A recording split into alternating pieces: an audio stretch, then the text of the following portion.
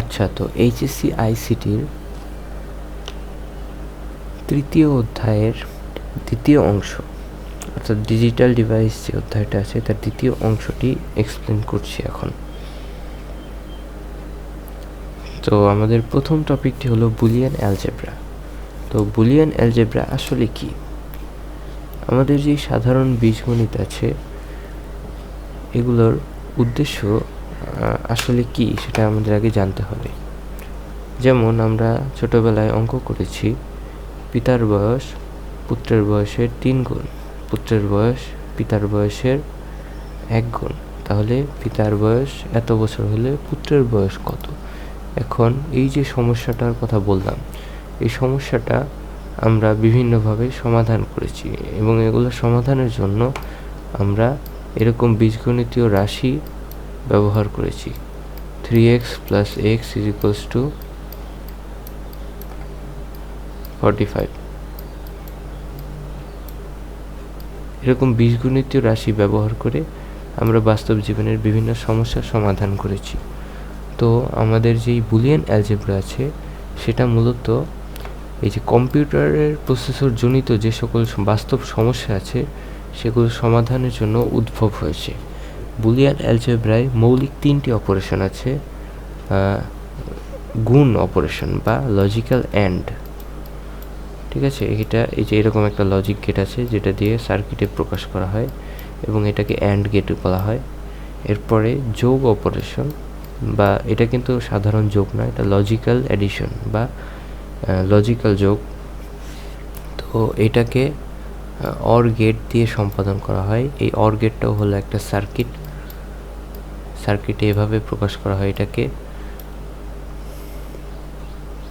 আচ্ছা, এরপর সবশেষে আছে নট গেট। নট গেটকে যে কোনো চলকের উপরে বার দিয়ে অথবা প্রাইম দিয়ে প্রকাশ করা হয়। তো এই নট গেটকে এই যে এভাবে প্রকাশ করা হয় সার্কিটে। এটার কাজ হলো উল্টিয়ে দেওয়া, মানকে উল্টিয়ে দেওয়া, 0 থাকলে 1 করে দেওয়া এবং 1 থাকলে 0 করে দেওয়া। লজিক্যাল যোগের কাজটা হলো 1 এবং মানে এই ইনপুটের মধ্যে যদি দুটো মানই 1 হয়, অর্থাৎ 1 + 1 হয়, তাহলে ওইটার ভ্যালু 1 দিবে। 1 + 0 হলেও ভ্যালু 1 দিবে এবং 1 + 1 হলে ভ্যালু 1 + 0 + 1 হলে এটাও ভ্যালু 1 দিবে। শুধু 0 + 0 এর ক্ষেত্রে ভ্যালু দিবে 0। আচ্ছা, তো এখানে একটা কথা যে বাস্তব ক্ষেত্রে বাইনারি যে যোগ, সেই যোগের ক্ষেত্রে 1 + 1 0 হয় না, 1 + 1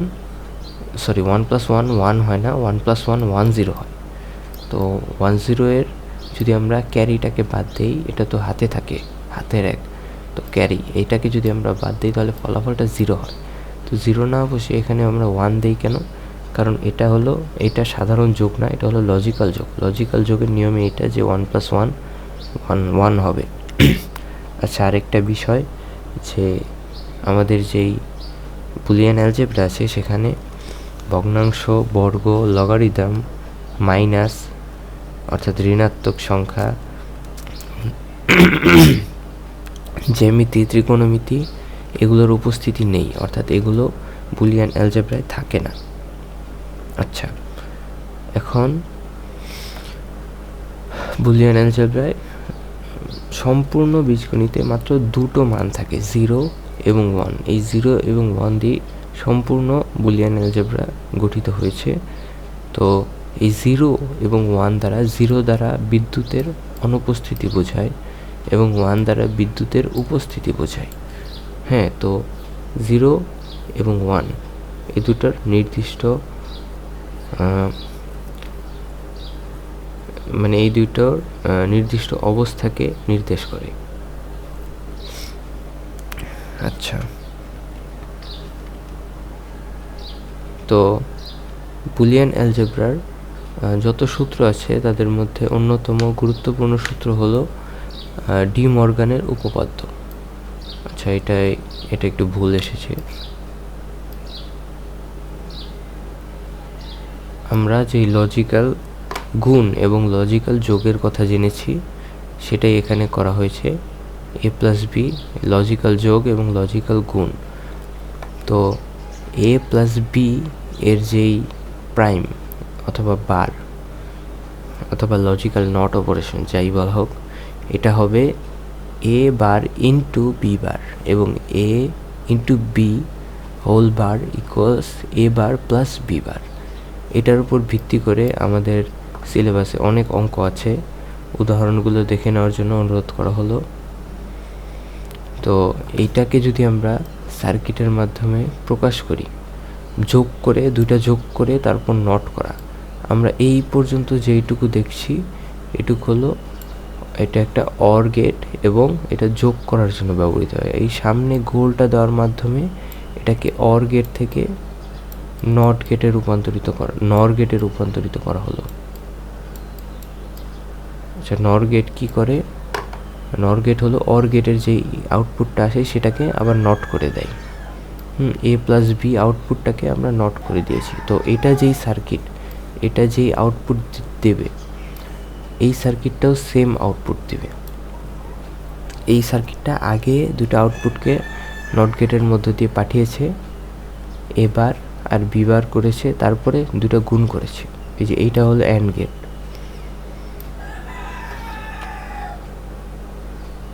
আচ্ছা, তো লজিক গেটগুলো কোথা থেকে আসলো? লজিক গেটগুলো মূলত আমাদের যে লজিক্যাল অপারেশনগুলো আছে, যোগ, গুণ, এরপর বার, এই লজিক্যাল অপারেশনগুলোকে বাস্তবে সার্কিটের মধ্যে আনার জন্য আমাদের লজিক গেটের উদ্ভব হয়েছে। লজিক গেটগুলোর মধ্যে মোট 3 প্রকার গেট আছে: মৌলিক গেট, সার্বজনীন গেট এবং বিশেষ গেট। লজিক গেটের মধ্যে মৌলিক গেট মূলত 3টা, অ্যান্ড, অর এবং নট। এই 3টার কথা আমি বলেছি সবার প্রথমে। এই 3টা গেট দিয়ে যে কোনো লজিক্যাল অপারেশন,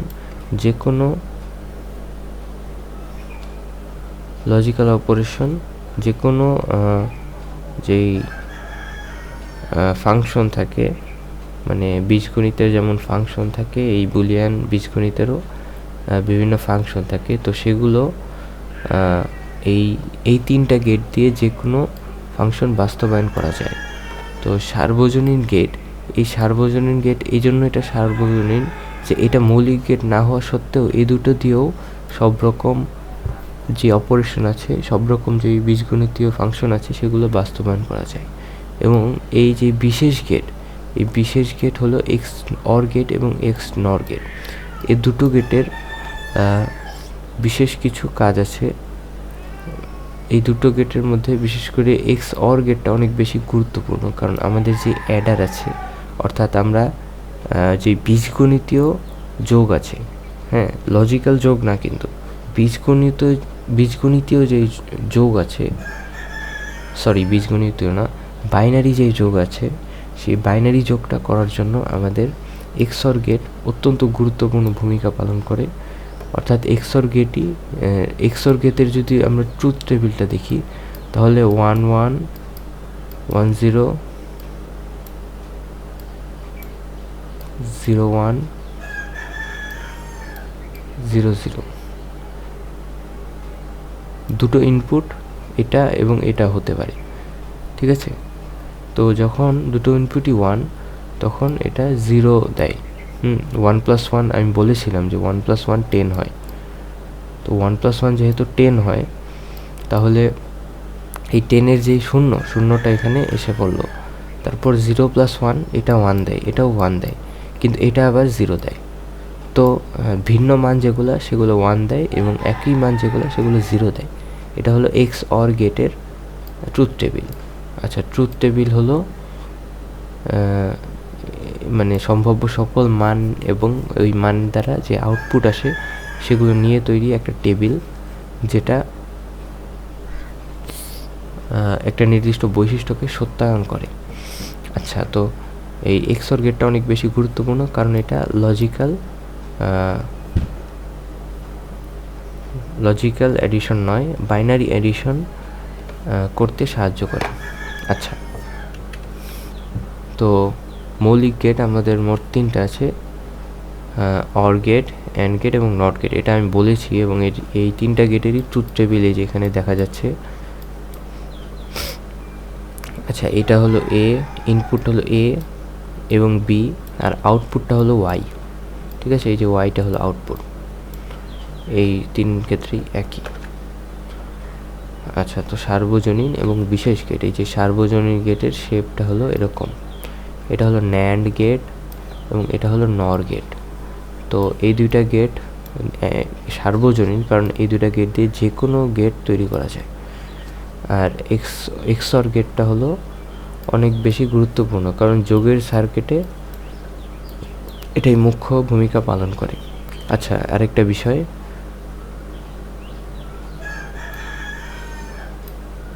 এখানে এটাও ভুল এসেছে। আচ্ছা, আরেকটা বিষয় যে এই চিহ্নটা এক্সঅর গেটকে রিপ্রেজেন্ট করে।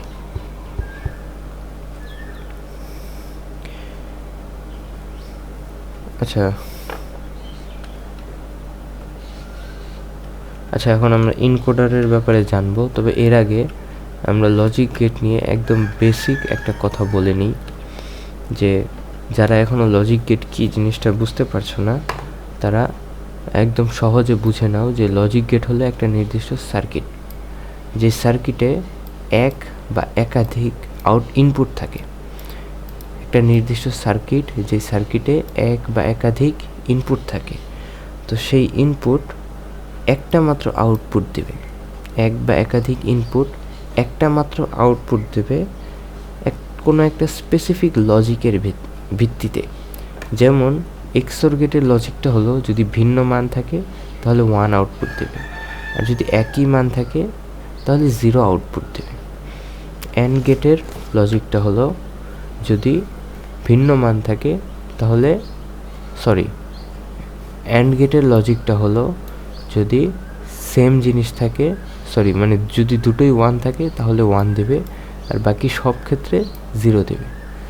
আর অর গেটের লজিকটা হলো, যদি দুটোই 0 থাকে তাহলে শুধুমাত্র 0, আর বাকি যদি যে কোনো একটা অথবা দুটোই যদি 1 থাকে তাহলে 1 দেবে।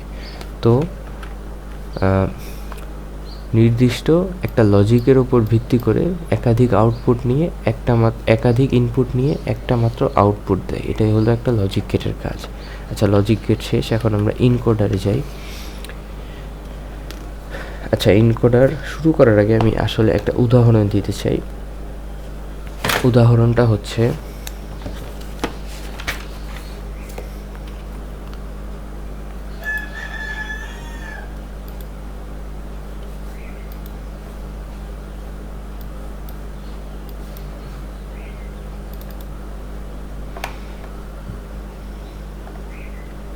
আচ্ছা, উদাহরণটা সবাই একটু দেখো।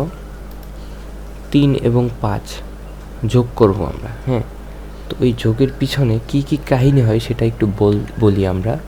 যে প্রথমে আমরা যে ইনপুটটা দেই, সেই ইনপুটটা ইনপুটের জন্য কিবোর্ডে আমরা প্রেস করতে হয়, তাই না? দুটো বাটনে ক্লিক করতে হয়। তো বাটনে ক্লিক করার পরে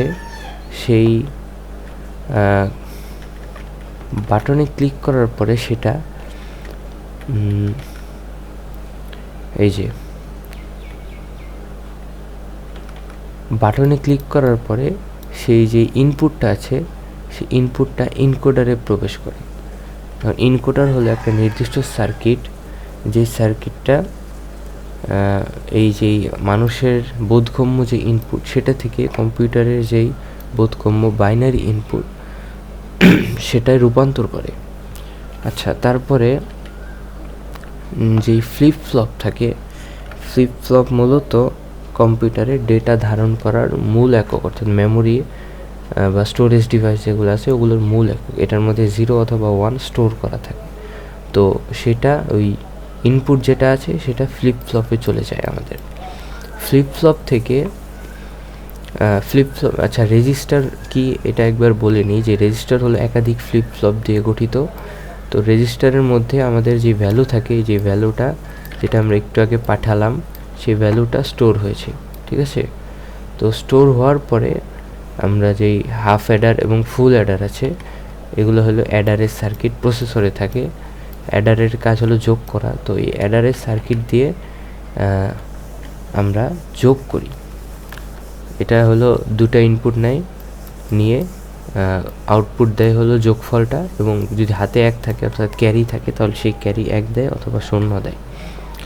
তো হাফ অ্যাডার এবং ফুল অ্যাডার ব্যবহার করে সেটা যোগ হয়। হ্যাঁ, আর এই কাউন্টার হলো কাউন্টার, আমি আসল সার্কিটটাই দেখাবো।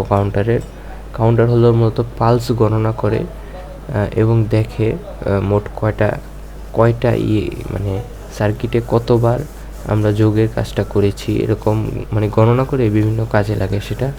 আচ্ছা, তো ডিকোডার হলো মানে অ্যাডার দিয়ে আমরা যেই আউটপুটটা পেলাম সেটা ডিকোডারের মাধ্যমে কম্পিউটারের মানে বাইনারি ল্যাঙ্গুয়েজ থেকে আমাদের যে বোধগম্য ভাষা সেটায় পৌঁছায়। আমাদের যে বোধগম্য ভাষা সেটায় রূপান্তরিত হয় ডিকোডারের মাধ্যমে, সেটা আমরা মনিটরে দেখতে পাই। আচ্ছা, তো এভাবেই কিবোর্ডে প্রেস করা থেকে শুরু করে আমাদের মনিটরে আউটপুট পাওয়া পর্যন্ত আমাদের মোট যে উপাদানগুলো মানে যে বিষয়গুলো ব্যাপারে আলোচনা করতে হয়েছে তা হলো প্রথমত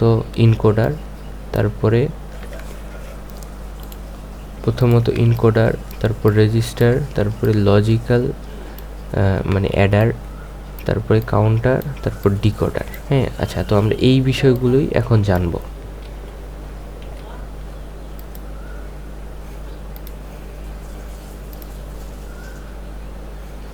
আচ্ছা, তো আমরা এখানে ডিকোডারে আসলাম। তো ইনকোডারে আসলাম। ইনকোডার কি? ইনকোডার আমরা একটু আগেই জানলাম যে আমাদের যে বোধগম্য ভাষা থাকে সেটা থেকে কম্পিউটারের ভাষায় রূপান্তর করে।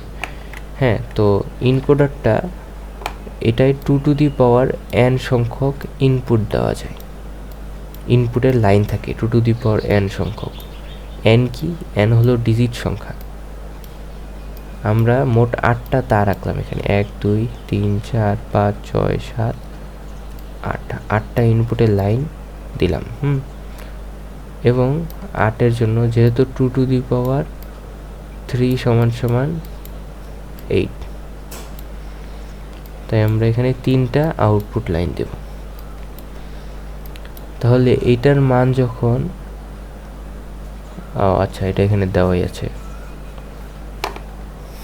আচ্ছা, তো এইটার মান শুধুমাত্র মানে এই সবগুলো লাইনের মধ্যে একবারে শুধুমাত্র একটা লাইন অন থাকে, অর্থাৎ এইটা যখন অন থাকবে তখন বাকি সবগুলো জিরো থাকবে।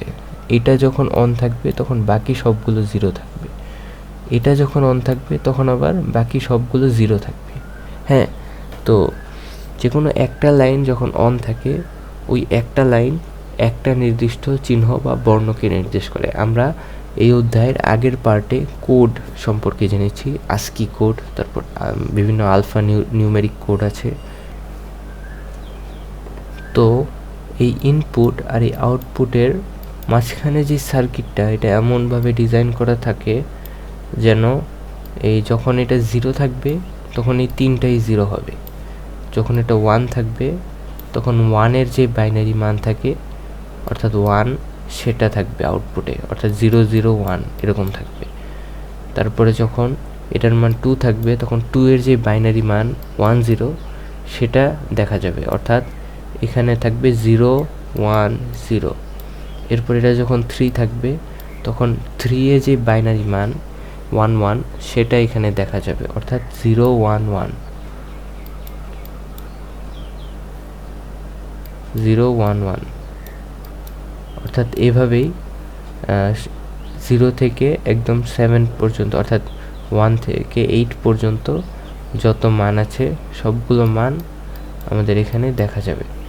এভাবেই 2 টু দি পাওয়ার n মানের জন্য 2 টু দি পাওয়ার nটা লাইন থাকে ইনপুটে এবং আউটপুটে 8টা লাইন, মানে সরি, হ্যাঁ ঠিক আছে, 2 টু দি পাওয়ার nটা লাইন থাকে ইনপুটে এবং আউটপুটে nটি মান থাকে, অর্থাৎ 3টি এক্ষেত্রে।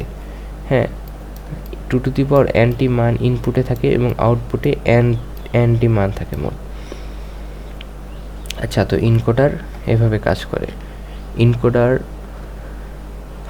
মূলত কি করে আমি তো বললামই। আচ্ছা, তো ডিকোডার ঠিক ইনকোডারের উল্টো কাজটা করে, অর্থাৎ আমাদের এখানে যেই মানটা থাকবে সেই মানটা থেকে সেটাকে যততম মানে এই বাইনারি মানে মনে করলাম এখানে আসলো 1 1 1, হ্যাঁ এটা তো বাইনারি মান তাই না, এখানে 1 1 1 আসলো, তো এটার যেই ডেসিমেল মান হবে সেটা কি হবে, সেটা 4 2 1 7 হবে তাই না। তো সেই যেই 7টা, এই 7 কোনটা, এটা না, তাই আমাদের শুধু এই মানটা 1 থাকবে, বাকি সবগুলো 0 হবে।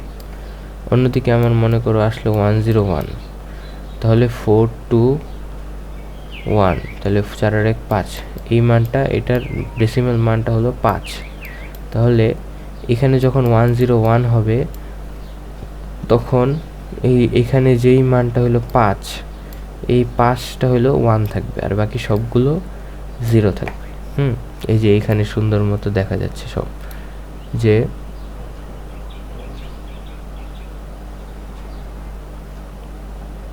0 3 4 6। আচ্ছা, 6 কখন 1 থাকবে, 6 তো নাই এখানে।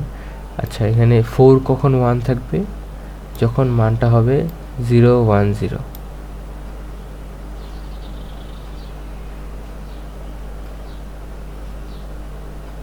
আচ্ছা, এখানে ভুল আসছে, এটা হবে মানে এই পুরো সারণীটাই ভুল হয়েছে, এআই দিয়ে জেনারেট করা তো ঝামেলা আছে একটু, কিন্তু আমাদের এই যে এটা মনে রাখতে হবে। আগের বার যেমন 2 to the power n input ছিল, n আউটপুট ছিল, এবার n ইনপুট হবে এবং 2 টু দি পাওয়ার nটা আউটপুট হবে। আচ্ছা, ডিকোডার শেষ, এখন অ্যাডারে যাই। তো অ্যাডারের আগে তো ফ্লিপ ফ্লপ, আচ্ছা ফ্লিপ ফ্লপের ব্যাপারে পরে আসছি, আগে অ্যাডারে যাই। অ্যাডার হলো যোগফল করে, অর্থাৎ আমাদের যে বাইনারি অ্যাডিশন, আমি বলেছিলাম লজিক্যাল অ্যাডিশন এবং বাইনারি অ্যাডিশন। লজিক্যাল অ্যাডিশনে 1 + 1 1 হয়, কিন্তু বাইনারি অ্যাডিশনে 1 + 1 0 হয়। 0 কীভাবে হয়, 1 + 1 10 হয়। 10 মানে হলো ডেসিমেল কি, ডেসিমেল 2, ডেসিমেলে যেটা 2 সেটা বাইনারিতে 10। তো সেই 10-এর যে 0 থাকে, 0টা এখানে রাখা হয় আর বাকি 1টা ক্যারি বিট হিসেবে চলে যায়, অর্থাৎ হাতে 1 থাকে যেটা আমরা বলি সেটা। তো আমাদের যে অ্যাডারে যেই কাজটা করে, সবচেয়ে গুরুত্বপূর্ণ হলো 1 + 1কে 1 + 1-এর মান 0 দেয় এবং এই যে 1 থাকে সেই 1টাকে ক্যারি বিট আকারে পাঠিয়ে দেয়। এই যে এই দুটো উল্টা এসেছে, এইটা হবে যোগফল সাম এবং এটা হবে ক্যারি। এআই দিয়ে জেনারেট করা তো ভুল হতেই পারে।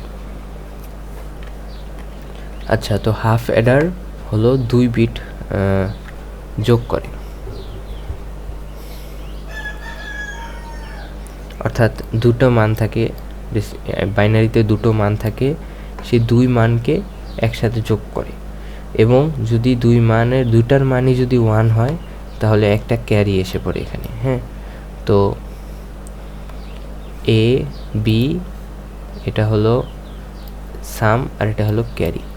তাহলে এ এর মান যদি 0 0 0 1 1 0, এই 3 ক্ষেত্রেই সামের মান এই ক্ষেত্রে শুধু 0, বাকি 2 ক্ষেত্রে সামের মান 1 এবং ক্যারির মান হলো 0। শুধুমাত্র দুটো মানই, অর্থাৎ এ এবং বি দুটো মানই যদি 1 হয় তাহলে সামের মান হবে 0 এবং ক্যারি হবে 1, এই যে এই ক্ষেত্রে। আচ্ছা, তো এখন আমরা ফুল অ্যাডারে যাই। ফুল অ্যাডারে দুটো হাফ অ্যাডার থাকে এবং একটা অর গেট থাকে। তো ফুল অ্যাডারে আমরা মোট 3 বিট যোগ করি, অর্থাৎ 3টা মান থাকে এ বি এবং আরেকটা যে মান থাকে সেটা হলো এই যে আগের যে সার্কিট থেকে আমরা যে ক্যারিটা পেয়েছিলাম সেই ক্যারিটা এই যে এখানে দিয়ে ইন হয়। তো এখানে গিয়ে এই যে 3টা মান আছে, 3টা মান যোগ করে আমাদের মানে প্রথমে এই এ আর বি যোগ হয়, এ আর বি যোগ করে যদি ক্যারি থাকে তাহলে সেটা এদিকে যায় এবং এই যে ক্যারিটা আছে ওটা এ আর বি এর যোগফলের সাথে গিয়ে আবার যোগ হয়। তো সেটা যোগ হওয়ার পর যদি ক্যারি থাকে তাও এখানে ক্যারি শো করবে, যদি ক্যারি না থাকে এবং আগের ক্যারি থাকে তাও এখানে ক্যারি শো করবে। অর্থাৎ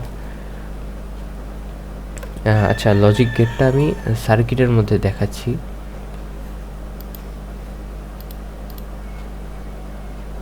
খুবই সিম্পল সার্কিট। তো আমাদের যেই হাফ অ্যাডার যেটা, সরি ফুল অ্যাডার যেটা, সেটা হলো কিছুটা এরকম। মনে করি আমি এ এর মান 1 এবং বি এর মান 1, এ আর বি উভয় যদি 1 হয় তাহলে সাম হবে 0, অর্থাৎ লাইট অফ আছে মানে 0, এবং ক্যারিয়ের যে মান হবে সেটা হবে 1। আচ্ছা, ক্যারিও যদি 1 হয় তাহলে সামও 1 হবে এবং ক্যারিও 1 হবে। অন্যদিকে মনে করি একটা মাত্র বিট 1 আরেকটা 0, এই দুটো যোগ করার ফলে ক্যারি হবে 1 কিন্তু সাম হবে 0। অন্যদিকে ক্যারি না থাকলে যদি একটা 1 থাকে তাহলে সাম হবে 1।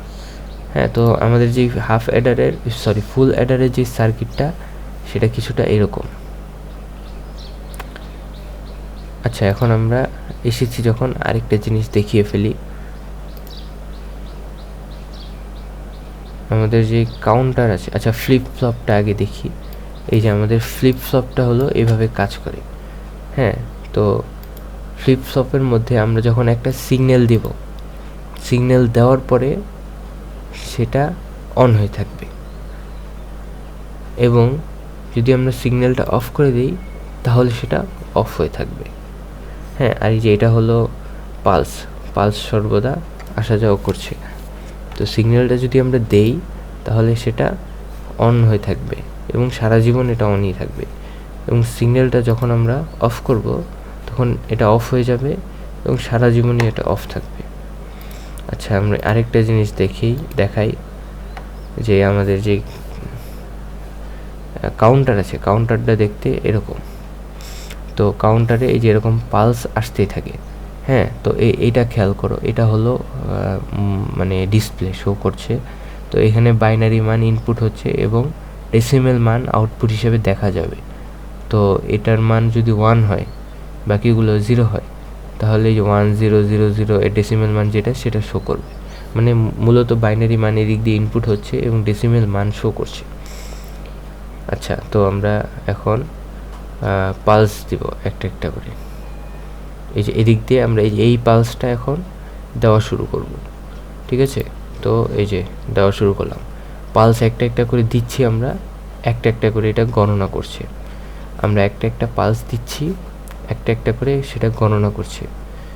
সরি, এটা ডেসিমেলে না, এটা হেক্সাডেসিমেলে দেখাচ্ছে। তো সর্বমোট 16টা পালস আমাদের এখানে গণনা করতে পারে। এটা লিমিট হলো 16টা পালসের, এর বেশি গণনা করতে পারবে না। তো কাউন্টারের কাজই হলো মূলত এটা, যেটা দিয়ে রিসেট করার বাটন। কাউন্টারের কাজই হলো মূলত এটা, যে এভাবে পালস গণনা করবে এবং এই পালসগুলো বিভিন্ন কাজে লাগে। যেমন গুণের কাজ, গুণ তো সরাসরি করতে পারে না কম্পিউটার, গুণ করার জন্য একাধিকবার একটা সংখ্যাকে যোগ করতে হয়। তো সেক্ষেত্রে এই পালসটা কাজে লাগে, যে কতবার আমার একই সংখ্যাকে যোগ করতে হচ্ছে। আচ্ছা, তো এখন আমাদের যে ফুল অ্যাডার আছে, ফুল অ্যাডারের বিষয়টা আমি বর্ণনা করলাম। এখন আমরা আসি মেমোরিতে। ওই যে ফ্লিপ ফ্লপ দেখালাম যে আমি, এই ফ্লিপ ফ্লপটাই মূলত মেমোরি। ফ্লিপ ফ্লপটা হলো মূলত একদম যেই ফ্লিপ ফ্লপটা মূলত একদম যেই মানে একদম যেই পরমাণু টাইপ আছে, কোনো বস্তুর পরমাণু যেমন ক্ষুদ্রতম একক, মেমোরির ক্ষুদ্রতম একক হলো ফ্লিপ ফ্লপ। এটার মধ্যে একটা 1 অথবা 0 স্টোর হয়। ওই যে লাইট বাল্ব দেখালাম, একবার যদি পালস দেই তাহলে 1 স্টোর, মানে লাইটটা অন হয়ে যাচ্ছে এবং সারা জীবন অনই থাকছে। তো ওইভাবে 1 মানে একটা যে কোনো একটা বাইনারি মান ফ্লিপ ফ্লপের মধ্যে স্টোর হয় এবং সেটাই থাকে যতক্ষণ না পালস দেওয়া হয় নির্দিষ্ট জায়গায়। তো মেমোরি কেন প্রয়োজন? মেমোরি প্রয়োজন কারণ এই যে যেমন আমি একটু আগে অ্যাডারের একটা উদাহরণ দেখালাম, 2 প্লাস কত জানি যোগ করলাম। তো সেই যোগের সময় আউটপুটটা যে আসে, আউটপুটটা আসার পরে কোথায় যাবে, সেটা আসার পরে গায়েব হয়ে যায়, কোথাও না যায় না। কিন্তু যদি আমাদের একটা মেমোরি থাকে তাহলে আউটপুটটা গিয়ে মেমোরিতে সেভ হয় এবং সেখান থেকে আমরা পরে আউটপুটটা পেতে পারি। আচ্ছা, তো কাউন্টার কি? এই যে কাউন্টার আমি একটু আগেই দেখালাম সার্কিটে, যে এটা আমাদের যে পালস আছে, পালস একটা একটা করে গণনা করে এবং সেই গণনা বিভিন্ন কাজে লাগে। আচ্ছা, তো আমাদের লেকচার শেষ এখানেই। কারো কোনো প্রশ্ন থাকলে অবশ্যই জানাবে। ধন্যবাদ।